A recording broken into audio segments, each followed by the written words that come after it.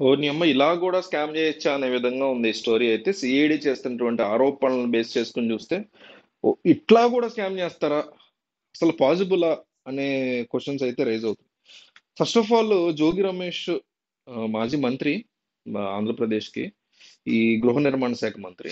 ఆయన ఆయన గురించి తెలిసిందే కానీ అగ్రిగోల్డ్ బేస్ చెప్తాను నేను. అంటే ఆల్రెడీ అగ్రిగోల్డ్ అనేది స్కామ్, ఓకేనా. అగ్రిగోల్డ్ అనేది చాలా పెద్ద స్కామ్. ఎంతో మంది చనిపోయినా, ఎంతో మంది బాధితులు ఉన్నా, ఎప్పటికీ సెట్ అవ్వ ఇంకా సెట్ అవ్వని జరిగి 10 ఏళ్ళు అవుతున్నా ఇంకా సెట్ అవ్వని ఒక భారీ స్కామ్ దేశంలోనే. సరే, నేషనల్ మీడియా సరిగ్గా కవరేజ్ ఇవ్వాలి, మన కర్మ, దేశ మీడియా ఇవ్వాలి. దాంట్లో మళ్ళీ స్కామ్ చేశాడు ఈయన, ఎలిజెడ్లీ, ఆరోపణాత్మకంగా. దాంట్లో మళ్ళీ స్కామ్ భూముల్లో స్కామ్ చేసింది అసలు. సరే, అగ్రిగోల్డ్ ఏంటంటే 1977 నుంచి ఎప్పటి నుంచో వాళ్ళు ఏజెంట్లను పెట్టుకుని డబ్బులు కలెక్ట్ చేస్తూ ఉంటారు. డబ్బులకి ఎక్కువ ఇంట్రెస్ట్ కి వెనక్కి ఇస్తామని, లేకపోతే భూములు ఇస్తామని, ఈ టైప్ లో బాగా ఏజెంట్ల కమిషన్ విపరీతంగా ఇచ్చేవారు. దాంతో కమిషన్లు జనాల దగ్గర నుంచి బాగా డెవలప్, ఏది జాయిన్ అవ్వటం, జాయిన్ చేయించడం, ఇవన్నీ చేశారు. బాగానే ఉంది, వెనక్కి కూడా ఇస్తూ ఉండేవారు ఎప్పటికప్పుడు. అయితే వచ్చిన డబ్బులు తీసుకెళ్లి మీడియాలో, రియల్ ఎస్టేట్ లో, రకరకాల ప్లేసుల్లో పెట్టారు. బాగా లాసులు రావడం మొదలైంది. బబుల్ ఎక్కడ బర్స్ట్ అయిందంటే దాదాపు 20 లక్షల మంది డిపాజిటర్లు ఉన్నారు. ఎన్నో వందల లక్షలాది మంది డిపాజిటర్లు ఉన్నారు. వేలాది మంది ఏజెంట్లు ఉన్నారు. అది మెయిన్. 1000 పైగా, 2000 పైగా ఏజెంట్లు ఉన్నారు. ఈ ఒక్కొక్క ఏజెంట్ ఒక 100 మందిని జాయిన్ చేయించడం, ఈ టైప్ లో ఒక 20 లక్షలు తయారయ్యారు. అయితే తలనొప్పి ఎక్కడ స్టార్ట్ అయింది, బబుల్ బర్స్ట్ ఎక్కడైందంటే 2013-14 ఆ టైంలో, కరెక్ట్ గా రాష్ట్రం విడిపోయేటువంటి టైంలో బబుల్ బర్స్ట్ అయింది. ఏమని చేతులు ఎత్తేసారు, వాళ్ళు ఎవరు పారిపోయారు. దాంతో జనాలు లబోదిబ్బమని ఇట్లా ఇంత ఇచ్చాం ఇంత ఇచ్చాం అనేసి, సరే అప్పుడు గవర్నమెంట్ జిఎస్ఎల్ అనే కంపెనీకి అప్పచెప్పింది. వాళ్ళ భూములన్నీ అమ్మి ఎవరు డబ్బులు వాళ్ళకి సర్దాలనే కాన్సెప్ట్ లో వాళ్ళు చేశారు. దానికి మళ్ళీ కోర్టుకి వెళ్ళిన తర్వాత జిఎస్ఎల్ కంపెనీ కోర్టులో లేదు, వాళ్ళకున్న డెట్స్ బాగా ఎక్కువ ఉన్నాయి, వాళ్ళ ఆస్తుల కంటే మా వాళ్ళు కాదని చేతులు ఎత్తేసారు. జనం ఏమో లేదు, హాయిలాండ్ ఇవన్నీ ఉన్నాయి, అవన్నీ కనుక అమ్మితే చక్కగా ఇచ్చేస్తాం, ఇచ్చేయగలరు, వెనక్కి కావాలని చేస్తున్నారని వాళ్ళు జనం అన్నారు.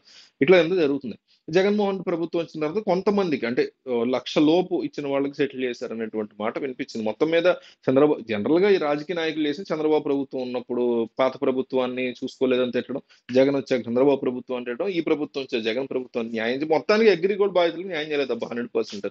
ఏదైనా 100% జరిగితేనే కదా, కనీసం ఒక 20% ఏమైనా జరిగిందేమో ఇద్దరి హయాంలో కలిపి. సో అంతే తప్ప సెట్ అయితే చేయలా, సెటిల్ అవ్వాలా. ఎంతో మంది తమ పిల్లల కోసం, కూతుళ్ళ చదువులకి, కూతుళ్ళ పెళ్లిళ్ళకి, కొడుకుల చదువులకి, కొడుకుల పెళ్లిళ్ళకి దాచుకున్న డబ్బుతో చాలా దారుణంగా నష్టపోయినటువంటి ఒక అత్యంత బాధాకరమైనటువంటి డిపాజిటరీ స్కామ్ అగ్రిగోల్డ్ అనేది. ఇది జోగి రమేష్ కి సంబంధం లేదు, ఇదొక స్కామ్. అయితే ఈ అసలు నిజానికి ఇండియన్ మీడియా బాగా కవర్ చేయాలి, ఎందుకంటే 170 మంది అంతమంది ఏజెంట్లు చచ్చిపోయారు. డిపాజిటర్ లో 200 మంది ఎంతమంది చచ్చిపోయారు సూసైడ్ చేసుకుని. అంత పెద్ద స్కామ్ అన్నమాట. అంత మొత్తం డబ్బంతా తీసుకెళ్లి పెట్టేశారు, ఎన్నో వేల కోట్ల స్కామ్. సో దీన్ని ఇండియన్ మీడియా కవర్ చేయలేదు. ఇది నార్త్ సైడ్ జరిగి ఉంటే ఏమన్నా ఉందా మనలో ఎవరికి ఎంతమంది తెలుసు, జరిగి 10 ఏళ్ళు అవుతుంది, కానీ మనం ఎవరో అక్కడ మాట్లాడు అంటే ప్రభుత్వాలు, అప్పుడున్న ప్రభుత్వం కావచ్చు, అప్పుడు అంత ముందున్న కాంగ్రెస్ ప్రభుత్వం కావచ్చు, ఎవరు గడ్డి తిన్నారు, ఎందువల్ల దాచారో, మీడియా ఎంత గడ్డి తిందో ఇందులో స్కామ్ లో మనకు తెలియదు. సో ఇది అగ్రిగోల్డ్ స్కామ్, ఓకేనా. దీనికి జోగి రమేష్ కి ఏం సంబంధం లేదు, కంప్లీట్ బయట వ్యక్తి. అయితే ఈయన గృహ నిర్మాణ శాఖ మంత్రిగా అడుగు పెట్టాడు మొన్న 2019 గెలిచిన తర్వాత. జగన్ ఆ పదవి ఇచ్చారు. ఇచ్చిన తర్వాత ఏం చేశారంటే, ఇప్పుడు ఒక ఇష్యూ జరిగినప్పుడు సిఐడి హ్యాండిల్ చేస్తుంది, ఏపీ సిఐడి. సిఐడి అండర్ లో జప్తు చేసినటువంటి భూములు ఉన్నాయి. అంబాపురం అని, ఎన్టీఆర్ జిల్లా అంబాపురం అని, అక్కడ అగ్రిగోల్డ్ భూములు ఉన్నాయి. అంటే ఈ భూములన్నీ కూడా అమ్మి డిపాజిట్లకు ఇవ్వాలనే ఆ కాన్సెప్ట్ లో సిఐడి జప్తు చేసి పెట్టుకుంది తన దగ్గర. ఈ పెట్టుకున్నటువంటి భూముల యొక్క సర్వే నంబర్ 68/2 ఏదో ఉంది అంబాపురంలో. ఈ సర్వే నంబర్ లో ఈ ఎన్ని ఎకరాలు ఉన్నాయి, ఎన్ని వేల, 3700 500 ఎకరాలు ఎన్నో ఉన్నాయి. అయితే ఈ దగ్గరలో వేరే స్థలాలు జోగి రమేష్కి ఉన్నాయి. ఏం చేశాడు ఆయన, ఆ తక్కువ స్థలాలు ఉన్నాయి ఆయన దగ్గర ఆల్రెడీ. ఇప్పుడు ఫర్ ఎగ్జాంపుల్ 85 88 ఎంతో ఆయన సర్వే నంబరు, ఆ స్థలాలు అవి చాలా తక్కువ విలువ అండ్ తక్కువ ఎకరాలు ఉన్నాయి అవి. ఆయన ఏం చేశాడంటే, తన దగ్గర ఉన్నటువంటి పత్రాలు, అంటే గవర్నమెంట్ వాళ్ళదే కదా, తన దగ్గర ఉన్నటువంటి పత్రాల్లో అది నా స్థలం కాదు, తప్పు దొర్లింది, ఎప్పటి నుంచో కూడా 68/2 అని ఉందే, అదే నా స్థలం, ఇది కాదు, తప్పు దొర్లింది అప్పట్లో పడేటప్పుడు అని ఇది మార్పిచ్చేసుకున్నాడు. దాంతో జప్తులో ఉన్న స్థలం అంతా ఈంది అయిపోయింది, అగ్రిగోల్డ్ది కాదు. అంటే అగ్రిగోల్డ్ అమ్మి డిపాజిట్లకు ఇవ్వాల్సినటువంటి దాన్ని ఇంకా అది కూడా చేయలేదు, చాలా ప్రాసెస్ ఉంటుంది.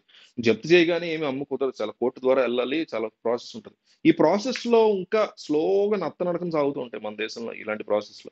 ఈ ప్రాసెస్ లో ఉన్న భూమి నాదే అనేసి మొత్తం కాగితాలు మార్పిచ్చేసుకుని ఆల్రెడీ అక్కడ ఒక స్థలం ఉంది, ఈ స్థలం అగ్రిగోల్డ్కి పడేసి చిన్న స్థలం, ఈ మొత్తం స్థలం తన పేరు మీద, అంటే తన కొడుకు పేరు మీద 1,750 ఎకరాలు, తన బాబాయ్ పేరు, ఈయనకు బాబాయ్ ఉన్నాడు వెంకటేశ్వరరావు, ఆయన పేరు కూడా జోగిరి వెంకటేశ్వరరావు. ఆయనకి 1,086 ఎకరాలు కట్టబెట్టేసేలాగా, అంటే తనదే, ఫస్ట్ తన పేరు మీదే అన్నట్టు, తప్పు దొర్లింది కాబట్టి తనదే, తన నుంచి వాళ్ళకి బదలాయించేసుకుని, ఇది స్కామ్ ఏం చేసింది. 5 కోట్ల ఎంత ఉంటుందండి దాని విలువ మొత్తం కలిపి. ఎగ్జాంపుల్ ఎంతైతే ఉంది మన సొమ్ము, అగ్రిగోల్డ్ బాధితుల సొమ్ము, అగ్రిగోల్డ్ ఎవరైతే డిపాజిట్ చేశారో వాళ్ళ సొమ్ము నిజానికి ప్రభుత్వ కస్టడీలో ఉన్నటువంటి ఒక భూమిని ఈ రకంగా కూడా మనం దొబ్బేయచ్చా అనేటువంటి ఒక ట్రెండ్ సెట్టింగ్ స్కామ్ కింద దీన్ని కన్సిడర్ చేయొచ్చు, అమౌంట్ చిన్నదే అయినా కూడా. అంటే 5 కోట్లు అంటే ఒకప్పుడు 5 కోట్ల స్కామ్ అంటే నోరెళ్ళ పెట్టి ఇట్లా చూసేవాళ్ళం. ఇప్పుడు కనీసం 5,000 కోట్లు స్కామ్ చేయకపోతే ఆయన మనిషిగా పట్టించుకోవట్ల. 1,00,000 కోట్లు చేస్తేనే కానీ ఆయన సీఎం చేయట్లేదు మనం. సో అది ఈ అగ్రిగోల్డ్స్ వ్యవహారం. జోగి రమేష్ వచ్చేసి ఆయన గృహ నిర్మాణ శాఖ మంత్రి. గత గత ప్రభుత్వ హయాంలో ఆయన కొడుకు రాజీవ్ వేరే కంట్రీలో చదువుకుని వచ్చాడు అతను. ఇంక వీళ్ళ బాబాయ్ జోగి వెంకటేశ్వరరావు అని, వీళ్ళిద్దరూ ఇందులో ప్రైమ్ అక్యూజ్డ్ గా అదుపులోకి తీసుకుంది AP CID, ACB, anti corruption bureau.